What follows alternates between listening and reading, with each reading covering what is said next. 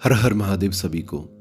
जब भी हम यमराज का नाम सुनते हैं तो हमारे मन में मौत का डर आ जाता है। लेकिन क्या आप जानते हैं कि यमराज सिर्फ मृत्यु के देवता नहीं बल्कि धर्म और न्याय के भी प्रतीक हैं। आज के इस वीडियो में हम जानेंगे यमराज कौन है, उनका जन्म कब और कैसे हुआ, उनका असली कार्य क्या है और क्यों लोग उन्हें गलत समझते हैं। यमराज जी को वेदों और पुराणों में धर्मराज कहा गया है।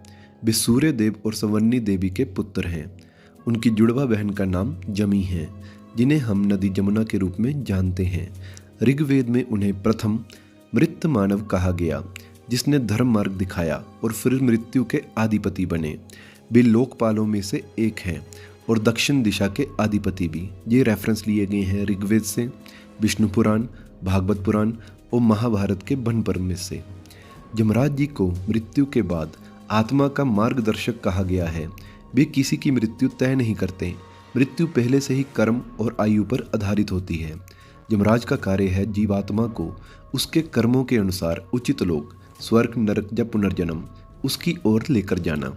उनके पास एक दिव्य लेखा जोखा रखने वाला दूत है, जिसे हम चित्रगुप्त कहते हैं, जो हर प्राणी के अच्छे बुरे कर्म लिखते हैं।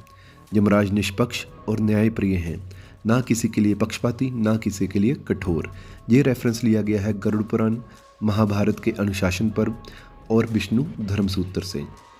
लोग सोचते हैं कि यमराज ही मृत्यु लाते हैं, लेकिन असल में वे केवल धर्म और न्याय के अधिकारी हैं। वे किसी को मारते नहीं, बल्कि केवल आत्मा को उसके कर्मों का फल दिलवाते हैं। उनके दूत यानी कि जमदूत आत्मा को ले जाने आते हैं, जिससे लोग डर जाते हैं। असलियत में यमराज न्याय के देवता हैं, इसलिए उन्हें धर्मराज भी कहा जाता है। ये रेफरेंस लिया गया है गरुड़ पुराण के प्रेतकल्प और पद्म पुराण से। अब एक नचिकेता और धर्मराज की भी कथा है। एक छोटे बालक नचिकेता ने मृत्यु और आत्मा का रहस्य यमराज से पूछा और यमराज ने आत्मा की अमरता समझाई। महाभारत में भी यमराज जी का जिक्र था। यमराज ने धर्म के रूप में स्वयं युधिष्ठिर को जन्म दिया, ताकि धर्म की स्थापना हो सके। जो नाम जपते हैं श्री राम, श्री कृष्ण, हनुमान जी, उनके लिए यमराज का कोई भय नहीं रहता। तो मित्रों, यमराज जी सिर्फ मृत्यु के देवता नहीं हैं, वे धर्म, न्याय और सत्य के देवता हैं। उनका उद्देश्य किसी को डराना नहीं, बल्कि आत्मा को उसके कर्मों का सही फल दिलाना है। यही कारण है उन्हें धर्मराज कहा जाता है। इसलिए जब भी यमराज का नाम सुने तो डरिए मत, उन्हें सत्य और न्याय के प्रतीक के रूप में याद कीजिए। अगर आपको यह वीडियो जानकारीपूर्ण लगा हो तो इसे लाइक और शेयर जरूर करें, और ऐसी ही रोचक कहानियाँ और रहस्य जानने के लिए चैनल को सब्सक्राइब कर दीजिए। जय श्री धर्मराज यमराज जी की। हर हर महादेव।